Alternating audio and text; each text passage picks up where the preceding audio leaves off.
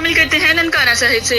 ननकाना साहिब हुकूमत पंजाब की तरफ से जारी करता 120 पर अमल दरामद को 100% यकीनी बनाया जा रहा है। डेंगू एक मुहलिक मर्ज है, इसके तदारुक के लिए तमाम वसाइल बरोकार लाए जा रहे हैं और इस सिलसिले में कोई समझौता नहीं किया जाएगा।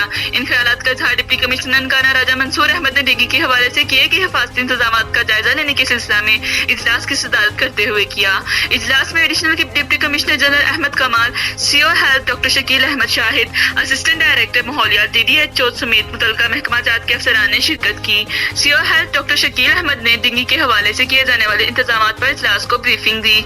इस मौका पर डिप्टी कमिश्नर ननकाना राजा मंसूर अहमद ने कहा कि इंसदाद डेंगू मुहिम पर 100% अमल दरामद वक्त की अहम जरूरत है। हम सबको मिलकर अवाम नास की मुश्तरका काविशों से इंसदाद डेंगू से मुतालिक इंडोर आउटडोर सर्विलेंस के काम में बेहतरी लानी चाहिए और इसके नताइज की रोशनी में हॉटस्पॉट जगहों पर मुकम्मल चेकिंग जारी रखनी चाहिए।